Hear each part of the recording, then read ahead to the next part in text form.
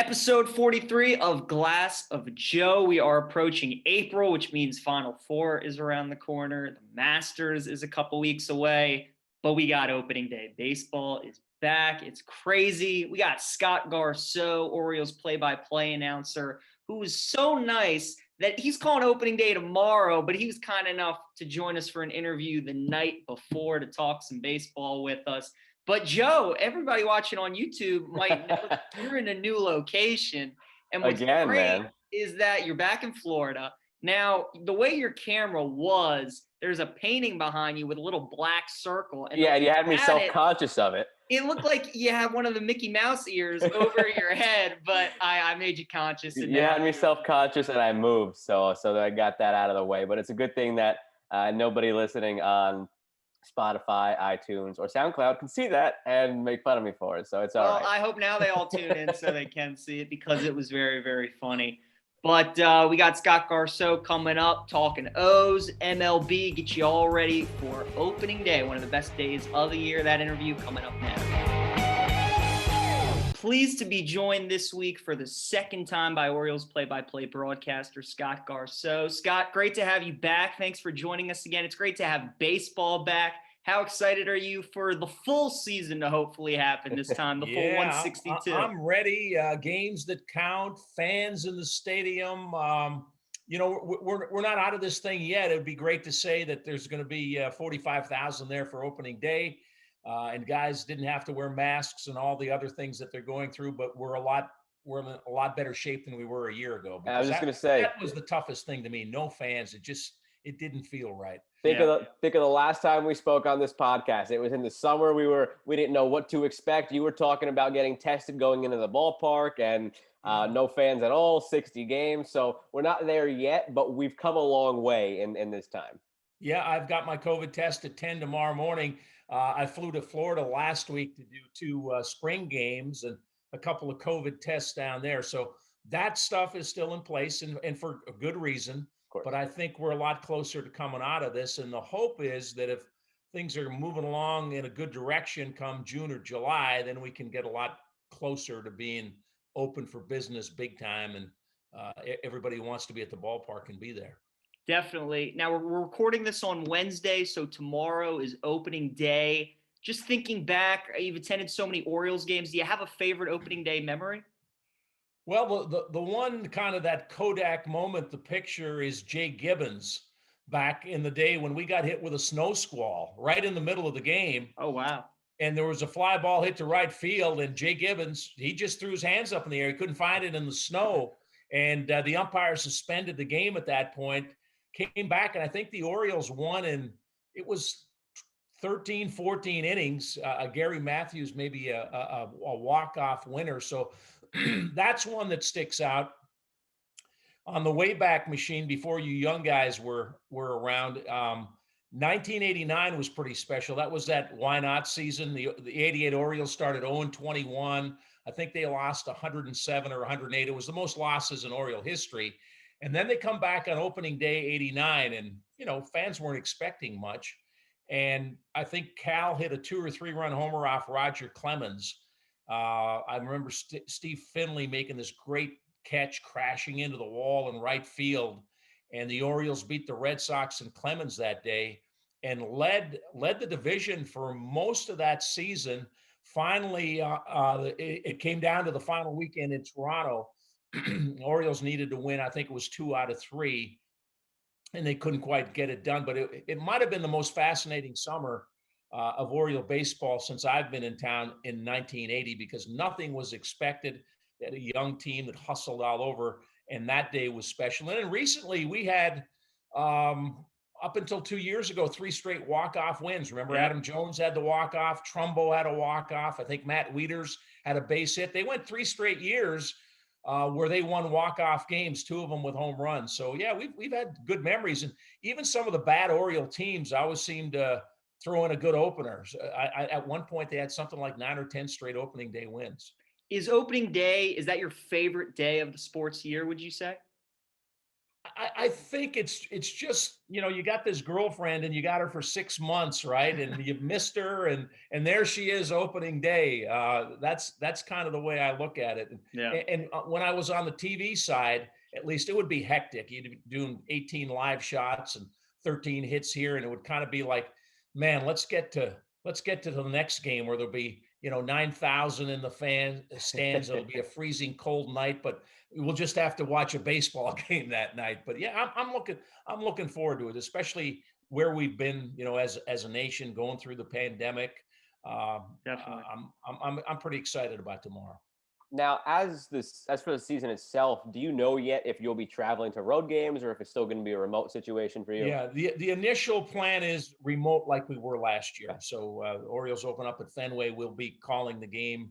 I'm with Jim Palmer for the opener from Camden Yards. I think there's going to be a reassessment sometime around June or July. We'll see where we are then. And it's kind of up to local teams, but I think the teams kind of all look at each other too and say, if you're going to go, maybe we'll go, but we'll have to see where we are. And I don't think anybody knows at this point, but we all kind of feel like it's going in a good direction.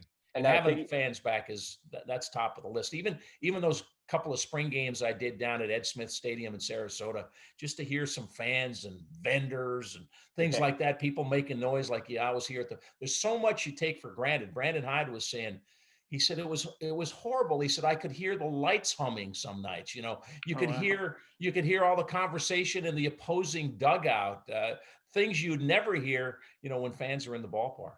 I don't think hearing a vendor yell for a $5 bottle of Pepsi is something you thought you'd ever miss, but I guess we missed it. Yeah, there's just this ambient sound that some of it we take for granted when we're at the ballpark, and we missed it.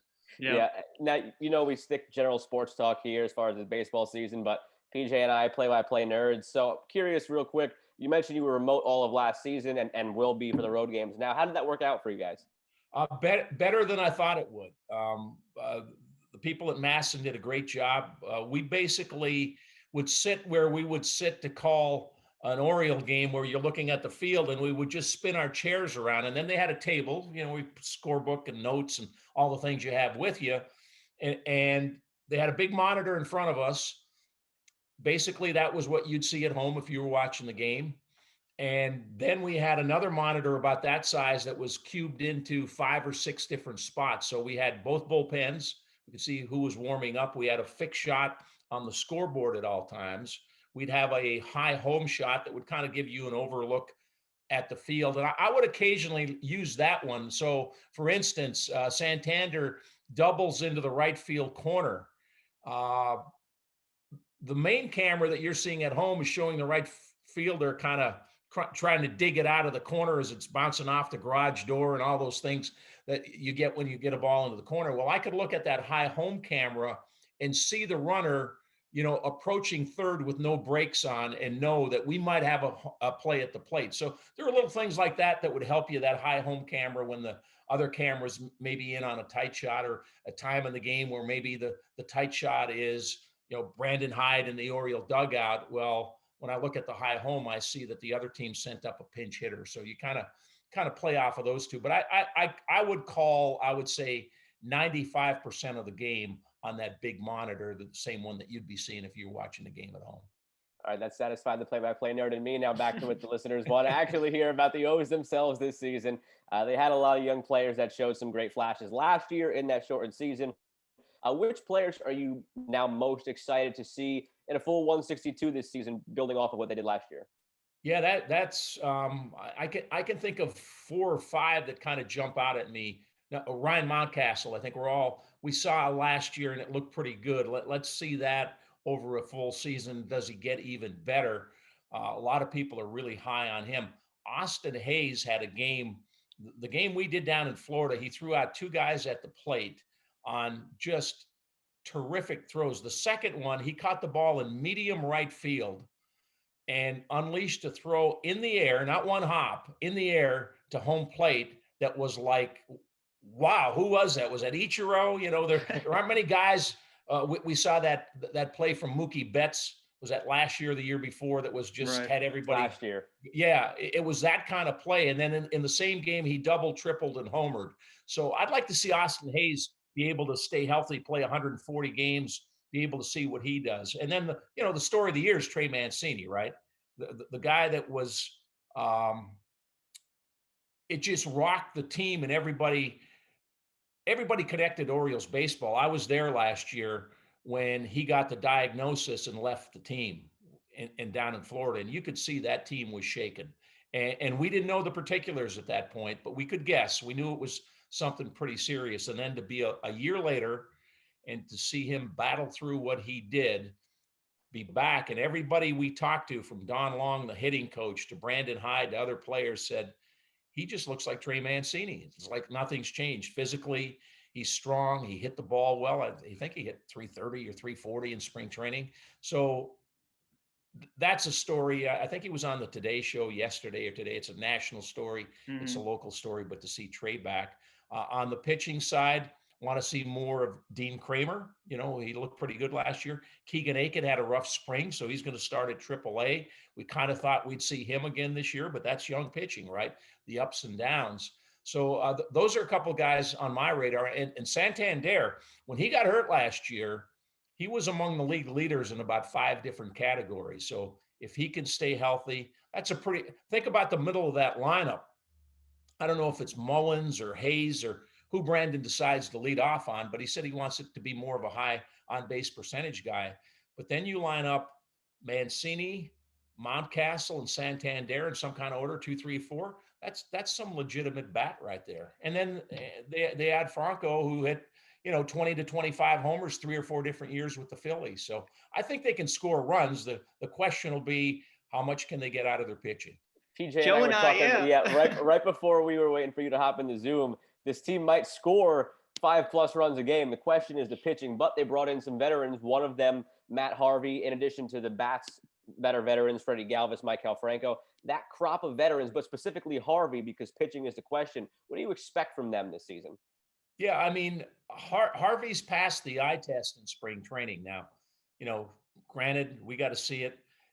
If he did nothing else, if he pitched 120 to 140 to 150 innings for the Orioles, that would be a big help this year. Now, you hope some of those nights would be, pretty good, and some would be average, and not many would be, that night just got away from them.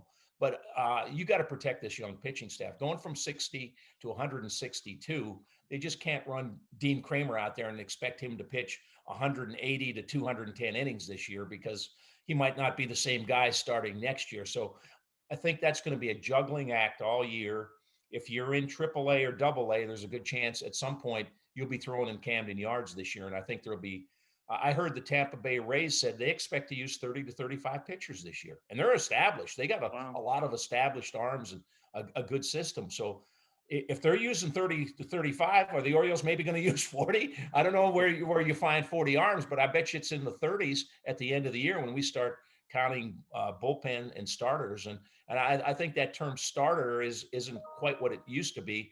We hear that bulk reliever. I think you're going to probably have 8 to 10 guys that are semi-starters. Call them bulk relievers, guys who pitch multiple innings, 3, 4 at a time, and some starters. So I wish we had, Palmer, McNally, Cuellar, Dobson, and those guys. And you say, well, you're locked in for 4 or 5. The Orioles don't have that now. Hopefully they get it in a few years. But, Grayson Rodriguez, DL Hall, those guys, they're not quite ready yet. And the Orioles don't want to rush them. What do you think expectations should be for this team? We know the division's tough. The Yankees are one of the best teams. Toronto's going to be great. The Rays were just in the World Series. Do you think this season is more about some of those young guys you were talking about and having them be established in the big leagues more so than maybe wins and losses this year? I do. At least to me, that's what I'm looking at. And I mean, if, just as a fan, every time you turn on the TV or the radio, you want to see them win, right? And Sure. They might not be the best team in the division. So how about this? Let's keep the losses under 3 digits, right? Let's start there. Keep that. I mean, if they could get it down into the low 90s, but the bigger picture is, do we see Austin Hayes become an everyday contributing outfielder? Cedric Mullins, the strides he made last year, right? I mean, I think that Oriole outfield, I can throw 4 names out there, and DJ Stewart would be the 5th, I guess. Say Brandon Hyde's got some nice pieces out there that he can move around. Hayes can play all 3 outfield positions. Mullins is a center fielder, can run them down with the best of them. We talk about the bats, Santander. Mountcastle, to me, was better than I thought he would be his first year out in left field. I thought he was very representative out there. So I like that look out there. But it goes back to what you guys said. It's all about what do they get out of the pitching? How much can they squeeze out of that in a division that's got a lot of big bats and some small stadiums? And that's gonna be the challenge starting at Fenway Park tomorrow. No Bet the over question. at every Orioles game this season if you're a betting man. Over. Scott, is there a name right now that's keeping you up as you prep for Orioles, Red Sox, or even games in the future? Has there been a first name or a last name that has caught your eye that kind of keeps you up just thinking about how to pronounce it? You know, it's funny. I just took Major League Baseball sends out a basically it's a pronunciation guide for all 30 teams, and I just got that this week. So I just put it on my homepage because I know I'll be going there. I think I got the Orioles down now. I do have to do a little work between now and tomorrow. If Urias is going to be at second base, I've seen how they spelled it phonetically. I've said it before, but I've heard it played off 2 or 3 different ways. Santander. Every once in a while, you throw Santander in there. You forget it used to be. It was like Mike Mussina was here for about 8 years, and then suddenly we realized, no, it's not Mussina, it's Messina, you know. So he changed about 8-9 years into his career. We're trying to get Anthony Santander correct. But yeah, the Orioles aren't too bad. You got to work on those opponents. Yeah, Definitely. Hey, you're seeing them every night. You're not seeing all these other. Yes. You'll see the Red Sox now, and then you'll see them again in a month. You gotta. Yeah, keep right. fresh. No, we'll see them in the 3rd series. Remember, it goes Boston, New York, Boston. They start with the Red Sox. They go to the Yankees, and they come home and open up a week from Thursday against the Red Sox again. So yeah, the thing with baseball now, the spring games get crazy after about the 6th inning. And I didn't do any early games. That really gets crazy because there's 2 number 99s and they're not listed on the roster. And but the other night around the 6th inning, all the starters disappeared, and there were guys. We were scrambling a little bit in innings 8 and 9, but you know it's like preseason football. It happens. Well, you're on to the regular season now in less than 24 hours, and looking at the American League as a whole, do you think it's flipped this year? Where last year it was the Dodgers in the NL, and then it was a free-for-all in the AL. Now it's a free-for-all in the NL. Do you see anybody else at the Yankees level this year, or has it totally flipped from the National League last year? Yeah, I mean, you throw the Padres in there in the National League, right? That's kind of see how that plays out with the Padres making those off-season moves. I think in the American League, I can never, as you guys said, the Rays went to the World Series. They're the defending American League champs now. It took a couple of hits, right? Charlie Morton left, Snell left. But they seem to shake trees and find pitchers. So I got a feeling there will be a couple of guys that maybe aren't on the radar right now that at the end of the year you go, man, that guy really pitched well for the Rays. So I can't dismiss them. I think the Red Sox will be better.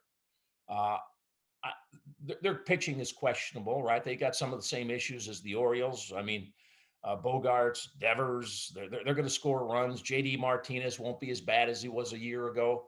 So it's still a very competitive division. If I have to pick a team, I'm probably going with the Yankees, but I'm not sold on their starting pitching. They've got some question marks. And then do Stanton and Judge get their annual injuries, and do they disappear for large chunks of time? I mean, on paper, if they're all healthy, yeah, the Yankees are darn good, but I'm not dismissing maybe even the Blue Jays, who I think are probably their best is probably still a year or 2 away as those young guys and Nate Pearson, some of their young pitchers come along, but they're spending money. Toronto's getting better. So in the division, I'm still going with the Yankees and Rays at the top, but the Blue Jays, Red Sox, Orioles hopefully get a little better. But if I have to pick somebody right now on paper, the Yankees, but they got some question marks too. And then moving further west, you got the Twins and the White Sox in the Central. Yeah. You got the Astros and the Angels and the A's out west. Any of those a threat to the Yankees, or again, it's the Yankees. I if like they're healthy the Twins. They else. just can't. Twins can't do anything in the postseason, right? But I like what they have. I like what the White Sox are doing a little bit. Like I said earlier, I think the White Sox are that team that's still maybe their best is a couple years down the road. Could they make some noise this year? They could, but I still think they got a lot of young pieces that probably learn a lot this year, and that pays off for them in a year or two. I still like the Twins out west, kind of wide open. You know, Oakland always seems to be there, right? They find a way. They're a little bit like the Rays, right? Not a big payroll, but every year you look at the standings, you go, God, they won 95 games or something, right? So I can't dismiss them, but I do think I think the Dodgers, the Padres, throw the Yankees in there. If you're looking for the cream of the crop, those would be my picks. And now, last question before we remember our 7 rapid fire and trivia questions that we did over in the summer. Oh yeah, me through that. I'm not as. Remember, I've lost a step. I'm a year older than that. So the last one before we get to that. Do you get those dynastic vibes from the Dodgers? They got the taste for winning last year. They had Trevor Bauer. Do you get that vibe that this could be a bit of a dynasty here now that they cleared that hurdle mentally of getting that first one? Yeah, there's so many teams, and the Yankees were that team forever with huge payroll, right? The Dodgers kind of became the new Yankees as far as payroll. Now the Yankees they're a little leery of the luxury tax now, so they're still spending a lot of money, but not as much as they once did. I think all the pieces are there for the Dodgers. They're going to keep spending. Ownership's not going to back off. It's just a matter, can you get it done in the postseason? You know, a lot of those Yankee teams for years all made the postseason. That's what I think money does. If you are outspending most teams in your sport, there's a good chance you're going to be in the playoffs. That really increases your chances. Now, can you win against the best when you get there? And there's some luck involved. And that's where I'd say, are the Dodgers going to win 4 World Series in 5 years? I can't say that, but if I had to pick one team to do that, they would be the team, right? The Astros became that team for a while where you looked like, man, they're good. They could run off 3 and 4 years or something, and then stuff happens. But I don't think the Dodgers wherewithal, and that market's always going to be LA. So they've got access to a lot of dollars other teams don't have. It's going to be interesting to watch, and I hope that my New York Mets at some point start spending like the Dodgers do, and we'll see how that goes. You got a new owner. He looks like he wants to spend some money. I know. What did they throw at Lindor? Like 10 years for 320 or something? You had to think about it. Yep, and he turned it down. I'm not sure I'd give him. Let me get back to you on that in a few days. That $320 million deal. It must be nice to turn down that kind of money. I was just going to say, I cannot fathom saying no to that kind of money. But hey, let me talk it over with my wife, and we'll maybe we'll see. I think by tomorrow it'll hopefully be announced. That's at least the Mets fan and me hoping. But is that time, Scott? The Swift 7 and then the trivia question. I'll start it off with an easy one. Most exciting young player in baseball not named Fernando Tatis Jr. Oh yeah, that was Acuna's pretty young, isn't he? Yeah, he is. 22, 23, I think. Yeah. Yeah, I mean, if he's playing, you kind of want to take a peek to see what he might do. Number 2, road and ballpark. The one down the Parkway is not bad either. Soto. He's pretty good too. Oh my God. True. That's a good one. Sky's the limit for him too. Yeah. Number 2, road ballpark you're most looking forward to getting back to once traveling's allowed. Well, my 2 favorites of all time are still I'm like old school. So Fenway in the American League and Wrigley in the National League. Have you been to all of them or close to all of them? There's a couple I miss, a couple of the new ones, but all the old traditional ones, yeah, I've seen them. I've seen them all, and that's what I tell everybody. Hey, I don't care if you're a baseball fan, find a way to get to Boston for a weekend and see Fenway Park, and the same with Wrigley Field. Absolutely, so much history there, baseball fan or not. Number 3, favorite menu item from Boog's Barbecue. I got to go with the barbecue, man. I mean, that's it. So I stopped by to see him toward the end of the 19th season. We were doing a show down at the ballpark, and I said, I wonder if Boog's out there, because we were out in that area. And I was going home. I wasn't staying for the game. And so Boog was signing for some people, and I waited a minute, and I said, he insisted. He goes, come on, you got to take. I said, no, my wife's got dinner. So I got into a 2-minute wrestling match with Boog Powell, who was trying to give me barbecue, and I was saying, no, Boog, not tonight, not tonight. No, I love his stuff. Yeah, it's good. Number 4, and then I turn it over to PJ for 3 of them. There's a big time split, I think, among people when it comes to alternate colored jerseys. I know this because, like I said, as a Mets fan, we just brought back the black ones, and some people hate it, some people love it. So where do you stand on that argument when teams bring in like a third jersey that has nothing to do with their colors? You like it? You hate it? Yes.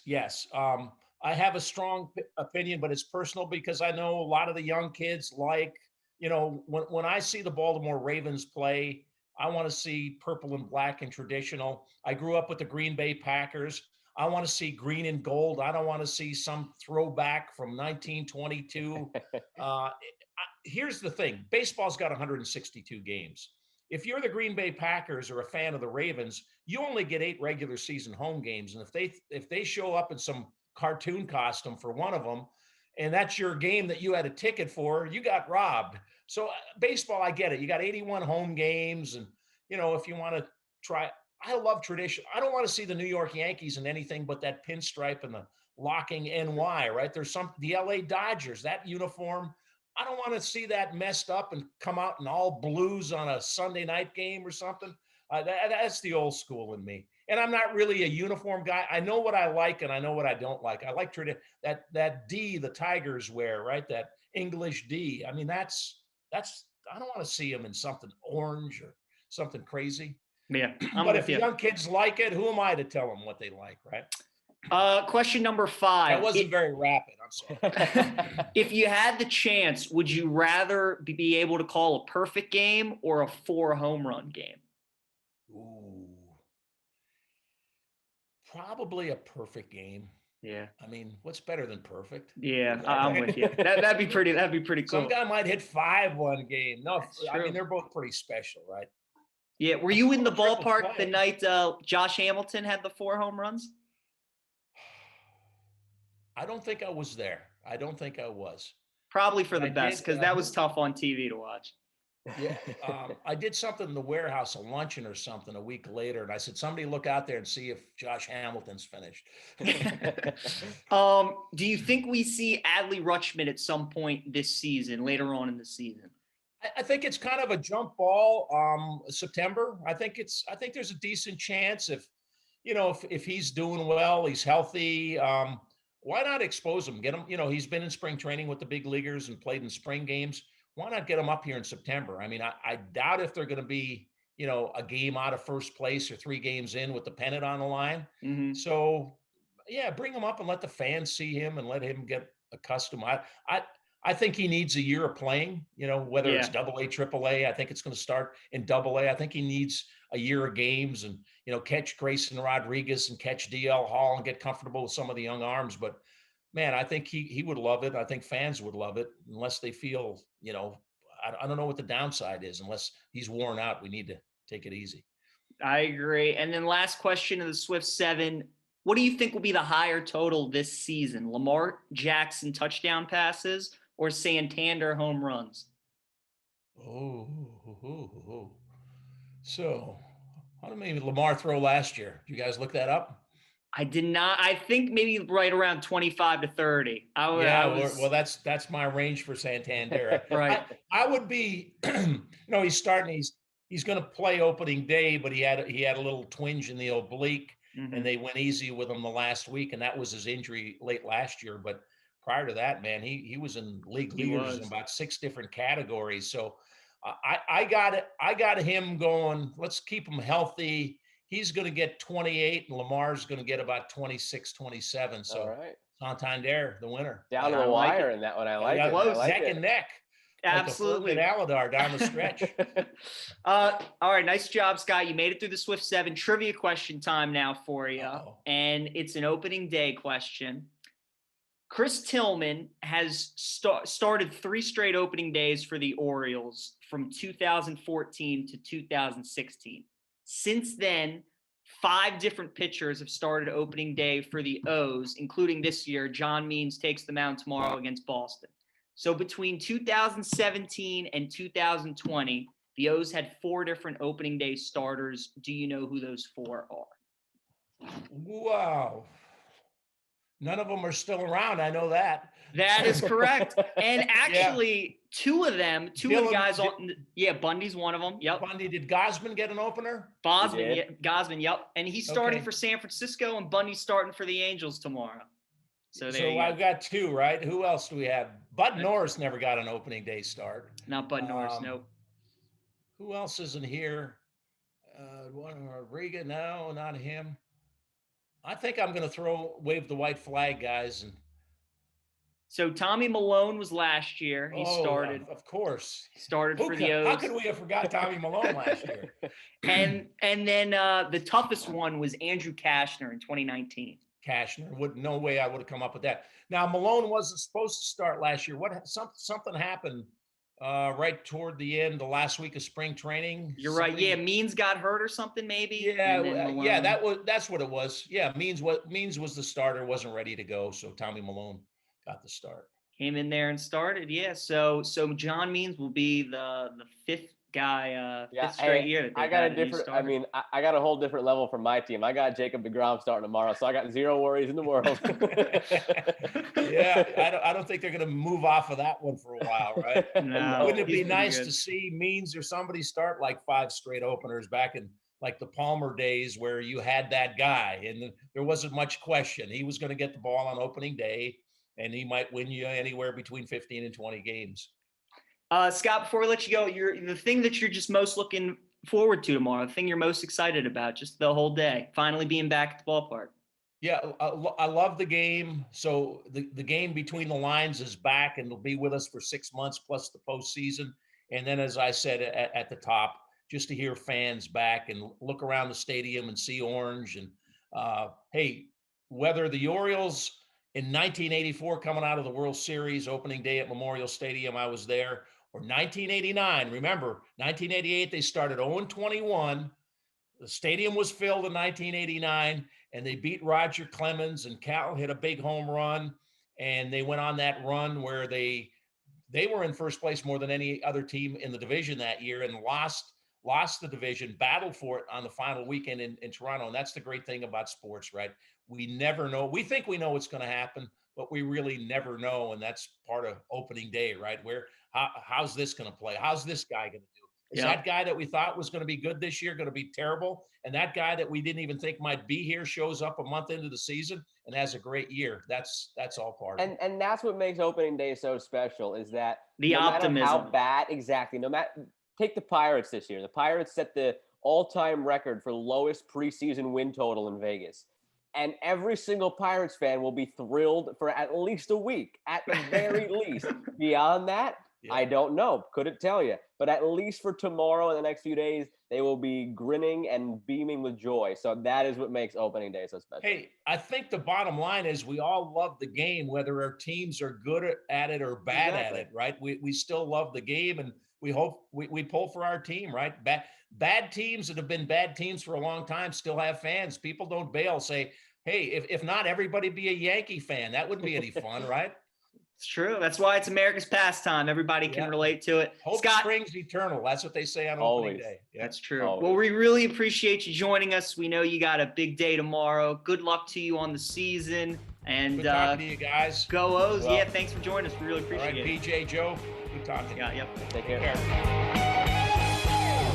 Once again, thanks again to Scott Garceau for joining us. Good luck to him and the Orioles broadcast team on their season as they start the long journey, Joe. Yeah, PJ, my big takeaway from that is he confirmed what you and I were talking about off the air before he came on, and that's bet the over in every single Orioles game this year. Which means tomorrow will be a 2-0 game between the Red Sox and the Orioles. They're gonna score a combined 10 runs in the first series, but I would be and look, when it comes to totals like that, as the season goes along, Vegas will adjust. Orioles totals might start being higher than you typically see if that's the case. But I'm very curious at the end of the year what the record is of overs versus unders, because they can't pitch really on paper. They won't be able to pitch very well, I should say, at least on paper. They won't. They should be able to mash.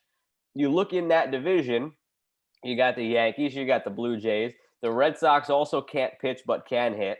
So you're playing the vast majority of your games, obviously, against teams in your division. So the Orioles overs are going to be, I think, hitting at an astounding rate this year. Yeah, people might be surprised. If you watched the Orioles a little bit last year, you know that they put up some runs, especially before they started to suffer some injuries down the stretch. But especially because last year there was so much pressure on every game because of how tight the season was. Now we're in a full 162. And when people play the Orioles, a lot of times maybe managers will rest some of their starters or guys will just go through the motion because it's the Orioles. But their lineup can hit, and all these guys are young and they want to stay up in the big leagues and earn their roster spot and make a living for themselves. So they're going to score. There's not a doubt in my mind. But the problem is they won't keep teams. They won't. They'll give up a lot of runs. If you don't want to bet the over for their whole season, at least just bet the over when they play the Yankees. I can still hear Gary Thorne in the back of my mind calling those Gleyber Torres home runs. Here's another one. Last year was Grichuk who lit them up for Toronto. But yeah, talking to Scott, and we had our baseball preview like 3 weeks ago, and watching spring training now on the eve of the season. Is there anything else you want to kind of add to your predictions? You had Dodgers. Did you have Dodgers Yankees? I had Dodgers Yankees. I went total chalk, and I went with the Dodgers. And all that's been reaffirmed for me in the past couple weeks is that the Yankees have to make it this year.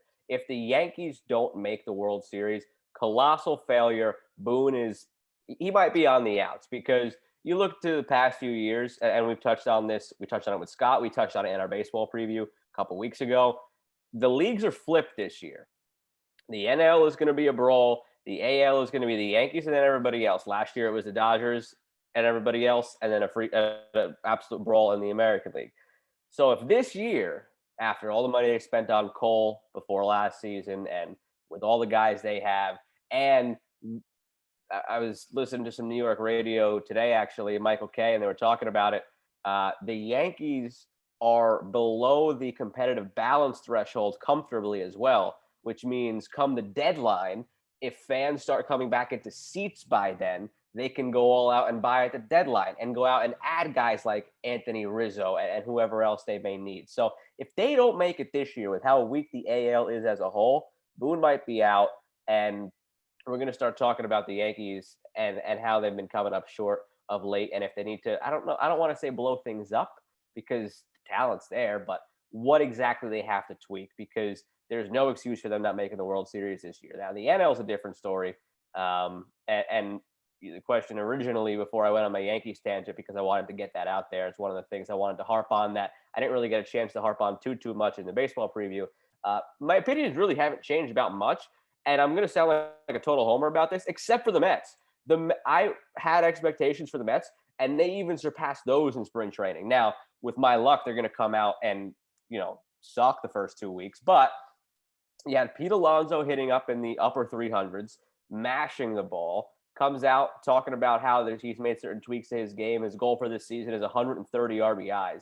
He looked like a better version in spring training of the rookie self that hit 50 homers. Francisco Lindor was everything as advertised, and now we're just waiting to see if he gets something at the deadline as far as his contract goes. In the bullpen, that's always a big question. Diaz looked like the Diaz they traded Jared Kelenic, the number 4 prospect in baseball, for.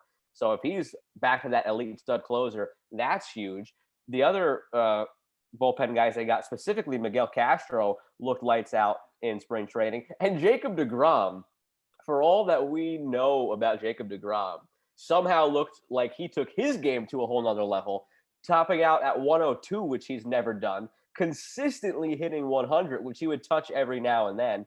And his record was ridiculous. He only gave up a few hits. He gave up 1 run on a home run that popped off of Dom Smith's glove and then went over the wall. His ERA was 0.66. So the expectations that I had for the Mets already were increased exponentially after seeing how some of the guys played. The NL is going to be great, and what's great about it is that the best teams are all in the same division. The NL Central is going to stink. We know the Pirates are going to stink. The Reds won't be good. The Brewers maybe get a wild card. Cubs, same thing. The Cardinals should win that division. But the Cardinals aren't as good as the Dodgers or the Padres or the Mets or the Braves. So the 4 best teams in the NL will both be battling it out in the same divisions, which should be fun to watch. The AL, I mean, I try to find a team that can beat the Yankees. The problem is that I think the teams that actually might end up being their biggest threats, who are the Blue Jays and the White Sox, I agree with Scott. I just think they're maybe a year or two away. The White Sox, I just don't think have enough pitching yet. Their lineup, phenomenal. Blue Jays, same thing. I just don't know if they have the pitching yet. And Minnesota. And George Springer's already out with an oblique, and obliques are a scary word, like groin for a baseball player. Where you don't know exactly how long it's going to be. So that's bad. And Minnesota, again, the postseason, until they do it, I can't buy into them. And it seems like they play the Yankees every year. And not only can they not beat the Yankees, they can't even win a game against them. They get swept every year. The wild card game, maybe going back 3 years now, if memory serves me correct, they got that like 4 or 5 run first inning lead on the Yankees. They gave it right back. They didn't even make it into later in the game. By the second inning, it was the Yankees in front. So they can't beat the Yankees, period. They can't beat them. Houston, might be that team just because they have the postseason experience and because Verlander is injured and it's really only Greinke to start the season. And because Altuve had such a down year and Bregman had a down year, they might not be as high on people's radars. So maybe it could be the Astros to take them out. But look, it's going to be the Yankees will have their injuries during the season. It'll be Cole and everybody else in the pitching staff. But then come September and October, they'll be healthy. They'll be ready to go. And I just don't see anybody beating them. But I'm glad it's back. This happens every year with baseball because once NFL hits, I just get into total college basketball mode as that comes down the stretch. And then once March hits, forget about anything else. And then opening day pops up and it's finally here. So it should be a lot of fun. And before we do transition to college basketball here, because we have to autopsy the tournament we've seen so far and get into the Final Four. The question I posed to Scott, I want to pose to you as well. Do you think the Dodgers can be a dynasty? Absolutely. And I think we talked about this with Tim Kirchin too. I mean, they added Trevor Bauer. The Dodgers, again, we talked about this with this team in the postseason last year. Where are their holes? I mean, it's the bullpen. And when they get to the postseason, maybe that is their bugaboo. But when you have 3 frontline starters like they do, you got Dustin May to back him up. You got Gratterall to back him up. I mean, Kenley Jansen didn't even really pitch in many games because they didn't need him. And that's the thing. They don't have holes, and because it's baseball, they absolutely could lose. But, man, on paper, it is tough to find holes with that team. And I'm just going to get to that. Last year, they were down 3-1 against the Braves, and it felt like everybody still expected them to win the series. There was no doubt. No. And you mentioned that the bullpen could be their issue in the regular season. Fine, 100% a fact.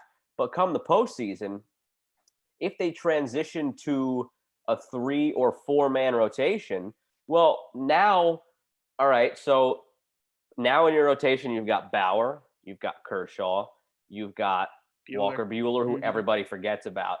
If you transition to 3, maybe 4-man rotation or 3 in a bullpen day in the playoffs, that means you're able to push Gonsolin into the bullpen. You're able to push May to the bullpen. All these other guys, you saw what Urias did last year. Yeah, Gratterall came out of nowhere and throws the most effortless 101 miles an hour I've seen in my entire life. Every pitch he throws, he looks like he's exerting absolutely nothing. It's a very short, quick windup, and it's 101 every time. And then you get to Kenley Jansen. So even though that's their Achilles heel, even that gets stronger in the playoffs because you don't need as much of a rotation and you push those pitchers to the bullpen. And you have super reliever Dustin May like we saw last year, super reliever Gonsolin like we saw at times last year. So that's the thing with them. And all those guys you mentioned, well, not all of them, but a lot of them are young and a lot of them are controlled for beyond this year. And the big one that we have to see how things play out in free agency next year is Seager. But if they lose Seager, does this team really miss that much of a beat? Yes. They'll miss a beat. But they'll have so much firepower instead of being projected to win the West, which is already a great division with the Padres, instead of being projected to win the West by like 8 games, maybe they'll be projected to win it by 3. And still, you're going to be picking them to win everything, even if they lose Seager. And I don't think they're going to lose Seager because they're going to just throw a boatload of money because, like Scott said, they're inclined to throw as much money around. They are now kind of the modern-day Yankees, which is so weird to think about because the Dodgers are likable. Not many people dislike them, which is so weird to think about. Yeah, that's true. Considering how good they are. That's a good point. The Padres, I really cannot wait to watch how their season unfolds. Getting Snell, getting Darvish to go with Paddock and Clevenger and Tatis and Manny. The difference with the Dodgers and the Padres is obviously the experience and all the experience the Dodgers have. The bullpen too, because the Padres, their top 3 is as good as any. But again, the bullpen, what do they go to? And then after Tatis and Manny, who's the guy in the lineup? Hosmer's had a great track record in the postseason. He's got like a little George Springer in him when it comes to October. They'll need that. But, Will Myers, is he going to be that guy to step up? Like, they're just going to need more guys, whereas the Dodgers, they got 6 dudes that you just know are going to be tough outs. But it's going to be great because the Padres were that team that we thought might be good. But now we know they're going to be good. We're just getting ready to see how good they get to be. The fact that they're going to have some fans in their ballpark this season, because that's the only pro team in San Diego. So the fact that now that they're finally good and fans get to enjoy that will be a lot of fun. And now that they got the Dodgers and the Padres 2 hours away from each other, that's going to be a lot of fun. And I'm happy baseball's back. Don't sleep on Will Myers either. That guy had some MVP votes last year, and he's just kind of buried in there in the Padres lineup. That's a big player to watch as well. Key to their success as they go on throughout the year. Definitely. All right, Joe, March Madness time. So we took the week off last week because you had to move down to Florida. I was busy with things. We had Travis Thomas on, who was our last guest to preview the tournament, but we haven't actually talked about March Madness. And boy, the tournament has not disappointed. 2 years ago was our last tournament. We obviously didn't have it last year because of the pandemic, but it has not disappointed. It looked like it was going to be a little chalky in the Final Four. Gonzaga, Baylor, Houston is the 2 seed, and then Michigan. But UCLA just keeps going on this magical run. And look, for as wild of a tournament as it's been, it kind of ended up going the way most people thought, right? Gonzaga was not going to have a problem getting to the Final Four. Yeah. Sure, somebody could have knocked off Baylor, but the general consensus was Baylor was making it. Yep. In Illinois' part of the bracket, I was high on them. Many people were high on them, but there was always the specter of Loyola Chicago. What do they do? Because of just how specific of a matchup that is, and a clash of styles, and little brother and state versus big brother. You were all over that. But if not Illinois, it was always going to be Houston. That region was always one of those two. Yes. There were very few other teams who were thought to have a chance. And then the big one was Michigan's region, where you could have seen about 5 or 6 teams coming out of it. And UCLA wasn't even one of those 5 or 6. So overall, it kind of went to form in terms of the Final Four. It's just we didn't necessarily think that UCLA was going to be the team that came out when the dust cleared from that region. Hats off to Mick Cronin. I mean, a lot of people were talking Bama, talking FSU, talking the other Pac-12 team in Colorado coming out of there. Who else was a hot Florida State, Texas, yeah. Texas was the other one, lost to Abilene. That was the one that I was all over, so we each get one from the early rounds. But UCLA, of all the teams, they come out of it. And what an incredible run it's been for them. Overtime against Michigan State. They do go ahead and get the favorable matchup then of Abilene Christian after they took down BYU. But then they back that up with Bama and Michigan. You can't take that away. That's, to me, I mean, to beat both of those teams back to back. And, I mean, look, they got lucky. Bama missed 15 free throws. Michigan scored 49 points. But you got to give UCLA credit. I mean, they still found a way to win the game. It's just funny. Mick Cronin had all those great teams at Cincinnati, 2 seeds, 3 seeds, and he never got to the Sweet 16. Mm-hmm. Maybe he did once, but his teams were never a threat. And then here he is. He goes to the Pac-12, his first tournament with the Bruins. They lose 4 straight to end the regular season, gets into the first 4, and he goes first 4 to Final 4. He beats Izzo. He beats Bama. he beats Michigan, and now he gets a chance to beat. If they beat Gonzaga, Joe, just Oh my replace God, them I was just with the gonna say Houston that. Rockets in the NBA. There's just, Oh, I mean, if you take down arguably three of the best teams and then if they were to back that up with Baylor, would be the greatest story in the history of the to those 4 wins is just ridiculous. Once you got through your thought, I was going to go there. For missing the tournament last year and for as great of a tournament it's been, could you imagine UCLA being Gonzaga? And the only problem is, no, I cannot even in my wildest dreams imagine that, because Gonzaga has been a buzzsaw, and granted they've had an easy path. That's not their fault. They play the teams in front of them. Right. Granted, they've had an easier path than a typical team you'd expect, but they've left no doubt. And I'm curious to see, again, how it looks against UCLA, how it looks against Baylor. But in theory, in terms of talking about the greatest team ever debate, they got a chance to get through the whole tournament not winning a game by fewer than 15 points. That's insane. It is.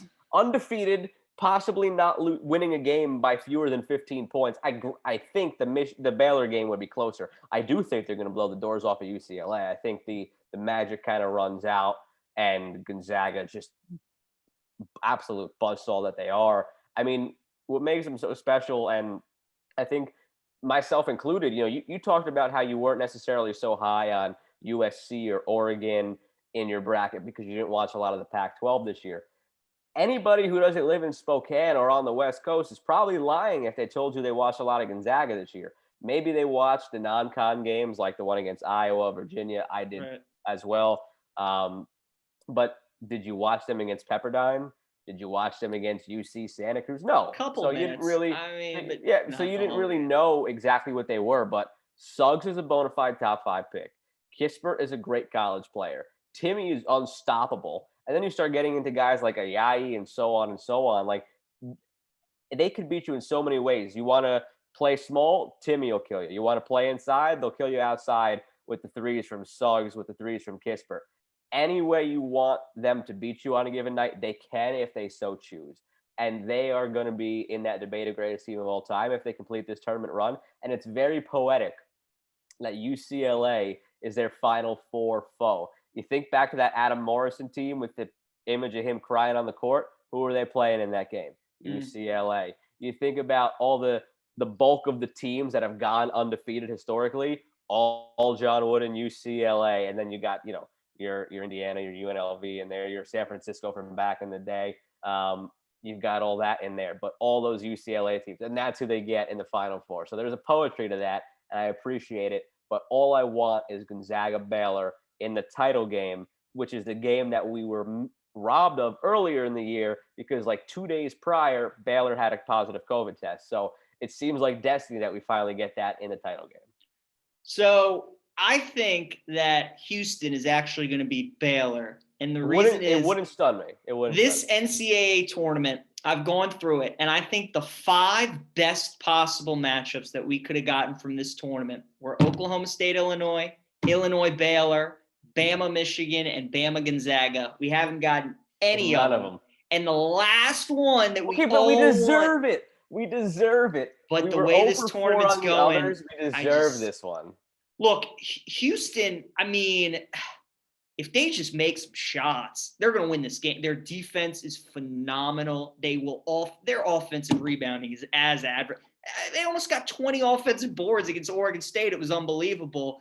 If Grimes and Sasser and Giroux, if they can hit their threes, man, they're going to give Baylor a game, and a bunch of people, because everybody wants to see Gonzaga and Baylor happen. And we just haven't gotten the matchups that we wanted. It's a dream matchup. I'm telling you. I really hope we get it, because for all that I just said about the many different guys and the many different ways Gonzaga can beat you, Baylor's the same way.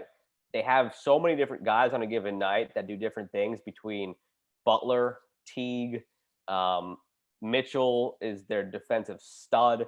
Chamu Chachua, Mark Vital. I mean, just guy after guy who can do so many different things. Sam, like I said, with Gonzaga, so many guys who do so many different things. I wouldn't even know how to predict the way that game would go. Like you could pretty much have thought in your mind's eye how a game like Alabama, Maryland, our game, how you could picture kind of how that game was going to go. You could picture how that Illinois Loyola Chicago game was going to go stylistically. I don't know what I would expect out of that Baylor Gonzaga game. Would Baylor try to go pace for pace with Gonzaga because they can? Would they try to slow it down because they can? On the flip side, Gonzaga, will they try to play through Timmy because they can? Will they play outside with Suggs and Kispert because they can? I don't know which way those teams would go. And probably the answer probably is a little bit of everything. You're probably going to see stretches where they slow it down, where they speed it up, where they go inside and bang bodies with Timmy, where they go outside and shoot with Kispert, and vice versa with Teague and with Mitchell and those guys. It's going to be a mixed bag, and that's what makes that, for me, such a great dream matchup, that there's so many ways it can go, and I hope we see it. I really do, Peach. We need that game. We deserve that game after not having a tournament. We deserve that game, I think, more than we deserve a crazy UCLA Gonzaga upset. Just give us an all-time classic title game to cap off not having a tournament last year. As title games go, I mean, off the top of my head, I can't remember one that would be more anticipated. That would be a pretty good one. Off the top of your head, what would you say has been your favorite tournament game so far? Favorite game in the tournament. All right, I'm going to go off the board here because this one just popped in my mind. And no, it's not because I picked this as a big upset. I really liked that Abilene, Texas game just because I had never seen Abilene play. Never. The reason I picked that upset was just, going off of numbers, going off of my friend who's a reporter down there and what I've heard him say about the team, going off of the mentality of it's little brother against big brother in the state of Texas. It's the only reason I picked that upset. I had not watched a second of Abilene basketball. And the way they played that game, it's the old cliche of giving 110%. They made that real. I was exhausted watching Abilene play. That was the game in its purest form, I think, for an underdog. Like, if you were to have a teaching tape for how all future underdogs should kind of play, it's what they did. Their defense swarmed.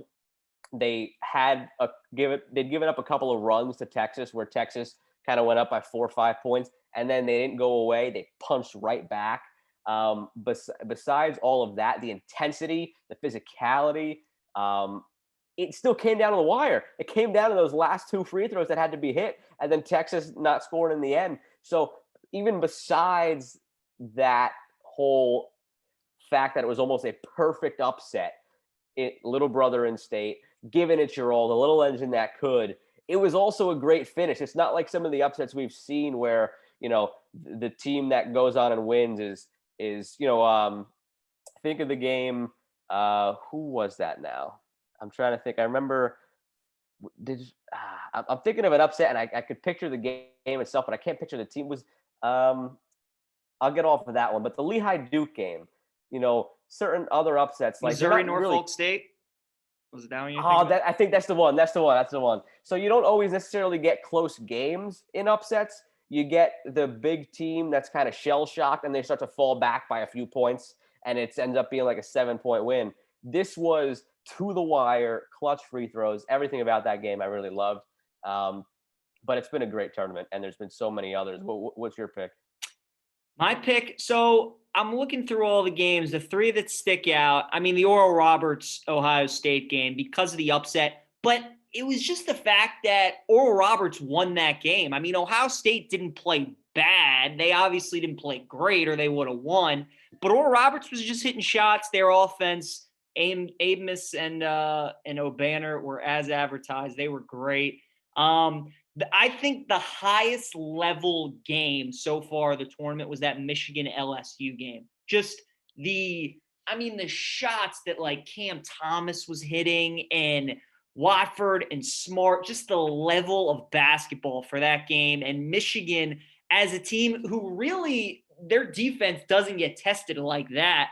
But for them to respond like they did without Livers, that game was great. And then even though it wasn't the result I wanted, the Bama UCLA game was pretty good. The shot at the end was great. That was a solid game. Those 3. But I mean, the Michigan LSU game was probably my favorite so far. That game, you just look at that and you're like, damn, that is high level basketball. That was a great game. But yeah, I mean, this Houston Baylor game has a chance to be really good. The Houston Rutgers game was solid too. Rutgers played so well. I mean, they had a chance to win that game. That's another part of it too.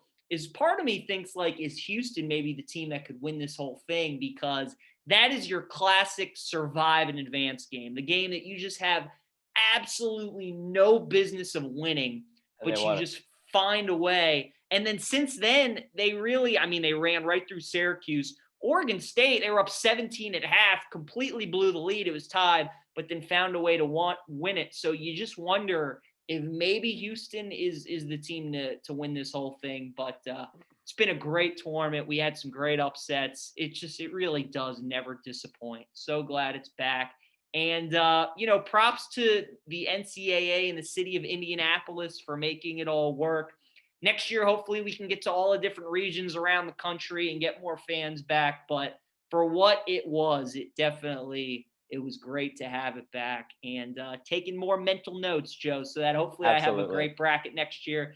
I got to tell you, UCLA never crossed my mind of making the Final Four. Never did. Can't have that one. And it's the beauty of it. You just never know which team that's going to be. Like we said, that we knew that was the wide open portion of the bracket. We knew that. That was what everybody said, for bracket pools specifically. You're going to get Gonzaga. You're probably going to get Baylor. You're going to get either Illinois or Houston. Who comes out of Michigan's region? And for all the teams that we thought were possible, that was not one of them at all. Didn't even think they win their first 4 game. Nope, not at all. And they probably shouldn't have. They were down 16, and Michigan State blew that one, and they lost in overtime. But while you were talking, I was looking it up. It wasn't the Norfolk State Missouri game. That was a 2-point game. I don't know what game I was thinking of, but I do remember Lehigh Duke was kind of like that. Lehigh won by 5. The perfect example of what I was trying to illustrate before, why I didn't think of this one at the beginning as the number one game that crossed my mind. You think of UMBC Virginia. UMBC ran them out the gym in the end. So sometimes it upsets, you'll get that where the team is just shell-shocked and it ends up being a 6+ point game. Again, Lehigh won that game by 5. But so that's what made that Abilene Texas game stick out to me so much. The energy and the passion in its purest form, and that it came down to the wire too. So that was it for me. But to go with what you said, just making mental notes for the future. You got to stop, I think, thinking about past tournament successes or failures. And you touched on it before, and I wanted to circle back to it with Mick Cronin. I mean, there's a guy who had all these teams and never did it. And then this UCLA team, in what's a perceived down year for the Pac-12, which sends 4 teams, to the Sweet 16, 3 teams to the Elite 8, a team to the Final Four, and an 11 seed UCLA. Could have sent another one. Oregon State was really close in that game, like you said. So they're in the perceived little brother of the Power 5 conferences. They lost their last 4 regular season games. Mick Cronin has his track record of 2 and 3 seeds not making any sort of runs, and they're in the Final Four. So I think that just sometimes in this tournament, and that's why when we argue back and forth about evaluating a team or a conference's strength based on the tournament, you just throw everything out the window. And certain things are just not explainable. Like there is no statistical or just matchup based reason to point to as to how UCLA has made this run. They just did it. I don't know. I mean, they just did it. I really don't know. Down 16 to Michigan State, won the game, beat BYU, beat Abilene. Alabama, after going 16 of 33 from beyond the arc against Maryland, makes 7 in that game, was it? And they missed 14 free throws. So UCLA didn't really win that game as much as Alabama lost that game. And then Michigan last night, for as prolific as they've been all year, they barely hit 50. Or they didn't hit 50. It was 51-49. 49. So UCLA had 3 players score in the first half. Juzang had 8. Crazy. That to me, to have 3 players score in 20 minutes and to win a game against a team as good as Michigan. So that's the first mental note that I make for the next bracket Ridiculous. that you can't really even try. I mean, you really can't. As much as you try, you It's can't. all up, right? And the right. other thing is this that also illustrates that point. My favorite story from all of March Madness: a guy made a bracket in his dog's name. Dog's name was Satchel, and he did it based solely on mascots. Animals get preference, dogs get preference over another animal, and then he kind of arbitrarily, if it was an animal versus an animal but not a dog involved, he arbitrarily picked based on which mascot looked like it would be friendlier with his dog. Oh And then my if there God. was a game where there was no animals involved, he just picked a higher seed. That's how he made the bracket. It was one of the last perfect brackets standing based on only that. It was in the ESPN's 99.9 percentile until very recently. And it's probably going to finish there if Gonzaga wins it all against Baylor, or because in the bracket, he had Gonzaga going all the way and Baylor going all the way because he had Baylor, Houston. He had 3 of the final 4 teams correct, I believe. I don't believe he had UCLA, even though they're an animal, because he eventually had them against, I believe it was Michigan, and he had Michigan winning as another animal higher seed. But he had that many teams in the Final Four, and he's probably going to have the title game correct if it's Gonzaga Baylor, and he's going to have the winner correct if it's Gonzaga, because he made a bracket in his dog's name, and that's it. I mean, what more do you need than UCLA making the Final Four and a dog's bracket being better than yours, PJ, to next time around put way less stress and effort into a bracket, which we're going to do anyway, because we tell this to ourselves every year, and then we're going to do it. Clearly, that dog's watching more Ken Palm than Worm is, because that's all the explanation for that. That is a crazy story. Look, I mean, you hear it all the time with everybody that wins their office pools. It's their 6-year-old daughter, or it's their 80-year-old granddad. I mean, whatever it is. My girlfriend beat me the last 3 years. I beat her this year, but the last 3 years before that, she beat me. She doesn't really watch much. And she wanted to. Here's the kicker. She actually wanted to put UCLA in the Final Four because she loves watching late night Pac-12 with Bill Walton. And she decided against it because she was like, there's no way that they can make it. But she wanted to do that. Could you imagine if she did that? People will be wondering how she had UCLA in the Final Four. Her only logic was going to be, I like watching Bill Walton late at night. That's it. So. That's, I mean, how do you top that? There we go. Time to move on to trivia. Mic drop. All right, Joe, you're up 16-15. And I'll go first. I'll give you my question. Okay. Shocker. It's baseball opening day, Mets related for you. So it's along the same lines as the question for Garceau about Mets starters on opening day. And if you can give me the most 5 recent Mets starters who have started opening day, 2014, 15, 16, and then the last 4 years, you've had 2 pitchers start 2 of the years that I'm sure you will get. So there you go. So going back to 14, and you want them all, right? Correct. 5 of them. Yep, go ahead. All right. 2014. So this is the year before they went to the World Series. I'll keep Matt Harvey in the back of my mind. I don't remember if he was injured for the 14 season or the 15 season, which one it was. I do believe that Noah Syndergaard is in there. He started twice, 2017 and 18. And obviously Jacob deGrom is in there. He started 2019 and 2020. There you go. So you need the other 3. All right. See, the tough thing here is the Mets pitching staff, for as bad as they've been at times, 45 seconds left, has been their one saving grace. So it's just a matter of which one it was. I want to say that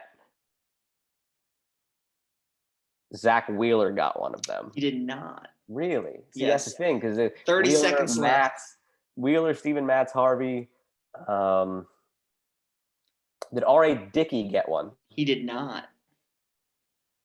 Really? God. 15 seconds left, at least not in 2014. Did Matt Harvey get one? He did. So okay. You need the other 2. You got 10 seconds left. All right. shoot. One of them's probably going to be random as can be. Yeah. I'll go. Go ahead. The last guess. I'll go Steven Matz. Mm-mm. No, okay. So the one I thought that you maybe get was Bartolo in 2015. He did. See, that's what I'm saying. Like for all the guys they've had, it's just a matter of like how they wanted to shape up the beginning of their season, you know? Right. And then the tough one, 2014, Dylan G. See, that one actually doesn't surprise me because I knew there was one in there that was somewhere along the line recently, and I guess that was the year that they had an injury right before, and he had to step up. I just couldn't remember who it was that stepped up. But yeah, I mean, that's the thing. During that era, Harvey, Wheeler, Matz, DeGrom, Syndergaard, Cologne, all these guys, it's just a matter of how they slotted in. They've had some good ones. All right. I'm not going to ask you to give me all or nothing. Probably should because you might run through this one. But you know what? We've both kind of been slumping on trivia lately. Mm-hmm. So I'm hoping this is a layup that you can get. Baseball opening day. That means I'll miss it. I want you to give me 6 of the 8 starters for the Orioles last year. I'm discounting Tommy Malone because you obviously know that one because you made that part of Scott's trivia question. So just give me 6 of the 8 position players for the O's opening day last year. Position players. Yes. Okay, opening day. Let's see. We have Rio Ruiz was third base. Correct. Santander was in the outfield. Right field. Austin Hayes was in the outfield. Center field. Chris Davis, I believe, was at first. First base with a negative WAR. God bless him. Man, second base and shortstop and catcher. Caleb Joseph wasn't the catcher, I don't believe. Was it Severino? Severino was catcher. Wow, he was the catcher. One more and you're good. Yeah. Oh, man. Oh, was Iglesias shortstop? I think he was. Jose Iglesias was shortstop. There you go. No strikes. Yeah, the second base and left fielder. Was Mullins in left? Left field was DJ Stewart. Stewart, okay. Yeah. Second base was Villar wasn't on the team last year. Pat Valaika didn't start. Who was the second baseman? Can't think of him. Who was the second baseman? The second baseman was Hanser Alberto. And then you had Alberto, Renato Nunez. Of course. Renato Nunez at DH. Yeah, Alberto, of course. That was, well, I'm glad I got it. Alberto, I should have gotten. Yeah. He's not on the, I was shocked that he didn't make the team this year. He was great last year. Yeah. But well, we know that opening day was the trivia for this week. We know what it's going to be for next week with guest Steve Sands, a trivia question about the Masters. So start cooking that up. Yes, indeed. I have an idea, I think, of where I want to go for trivia for next week. I also have an idea of where I want to go with my Masters best bet. And that is something that we will have next week. Ooh. But really excited Great to have tease. Steve Sands back. It was great to have Scott Garceau back. Yep. You know, I'm glad we've reached a point where we can have recurring guests that go with their season, especially considering where we started, which was just, hey, nothing's going on right now. You want to come on and talk about random stuff because there's no sports happening? Right. So I'm glad we've been able to turn it into this as we close in on episode 50. We still got a little ways to go, but it'll go by quickly. You know that for sure. Already end of March as we're recording this. By the time you're listening to it or watching it on YouTube and seeing my almost Mickey Mouse ear because of the painting here, I'll lean forward there it to is. see it again, PJ. You know, it'll be April 1st and it'll be opening day and we'll have the Final Four this week. So Can't wait. We are really able to enjoy things now. NBA playoffs or playoff push will be starting soon. NHL playoff push starting soon. My bets from the preseason in the NHL are humming right now, and I don't want to talk too much about it to jinx it, but we are looking good on those, and we will update those probably after the Masters because that's going to consume next week. But all is good right now. I'm back in Florida. Weather's nice, work's good. People are a little crazy, but you know, comes with the territory. That's Florida for you. Florida man is everywhere. You just pretty much summed up Florida. So, well, thanks again to Scott, and we will see you next time for episode 44.